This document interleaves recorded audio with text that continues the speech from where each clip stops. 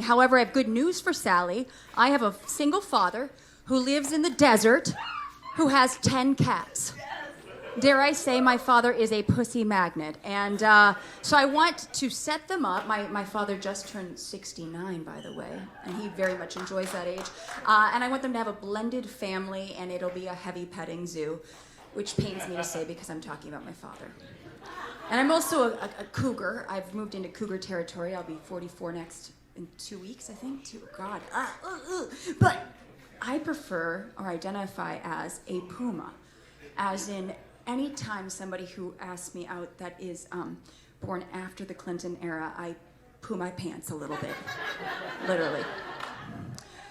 So aside from doing comedy, I have this very embarrassing side hustle that people in my field, we have to fight for respect. We're oftentimes marginalized, dehumanized, and ever since we became more popular online, we are treated like second-class citizens. It's bad, folks. I'm a scientist. Yeah. And more specifically, I'm a primatologist, not to be confused with proctologist, although I do deal with a comparable amount of shit in my day-to-day life. I study monkeys and apes. And spoiler alert, all of you are primates. And I'm taking notes. Especially you, sir. I saw what you did before the show. Didn't know but banana could bend that way. I'm gonna need a moment. But yeah, I study specifically spider monkeys. Any spider monkey fans out there? Yeah? What?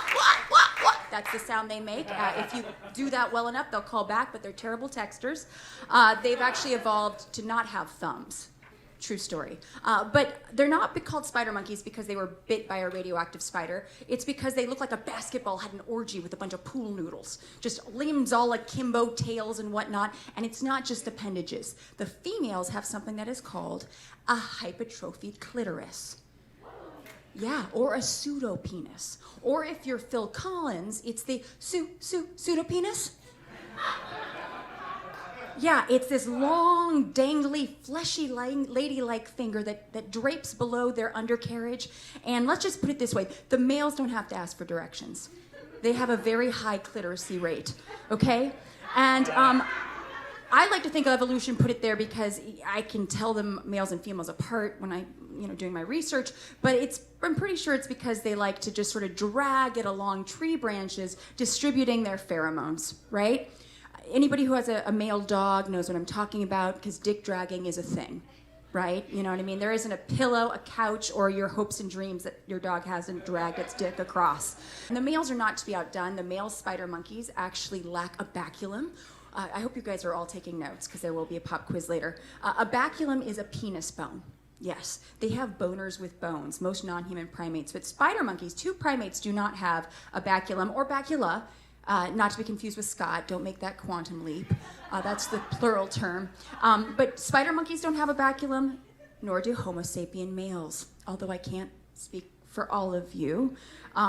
If you do have a boner with a bone, please go get that looked at, and don't ask me to look at it after the show. I'm not that kind of doctor, and I don't think this is that kind of show, so don't do that. But I was very pleased when I found out this show was called Deez Nuts. Mostly because I was a little disappointed that I didn't think of it first.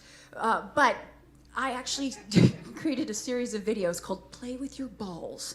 It was a ballsy testicular cancer PSA that implored the men to get to know their DNA satchels to hopefully head testicular cancer off at the pass, right? Get along, little tumor, But I also want to talk to you about when we look at primates, we actually can determine this. The size of their testicles is directly related to the promiscuity of the females. For instance, the key party, the orgy dome, the promiscuous horde of the primate worlds, bonobos and chimpanzees, have ginormous gonads. I'm just talking like massive sweetmeats just dangling to and fro. They're the size of chicken eggs, right? Like, who wants an omelet? Come on, guys.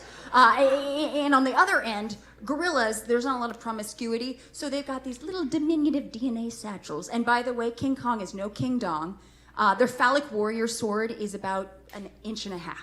Yeah, so it's more of like a phallic warrior pocket knife. And humans, we're like that Goldilocks zone where we're like a little bit of promiscuity. Let's just put it this way, ladies, don't throw all your eggs in one basket. And by basket, I mean man. So they're about mid-size. But I want to talk to you about the animal that has the largest testicles in the world. Does anyone have a guess of what animal possibly could have the biggest boner biscuits out there? Yes! God, you're good. You're real good. Oh, sorry, excuse me. I don't want to give credit where credit's due. If you said southern right whale, you wouldn't be wrong. And if you were wrong, you wouldn't want to be right unless you were the southern right whale. These 62-foot-long cetaceans, sassy cetaceans, each testicle weighs roughly 1,100 pounds. 1,100 pounds per testicle. Their silos of seed are 2,200 pounds total. And they're inside their body. There is a whole network of veins and arteries that work as an AC to keep these babies cool.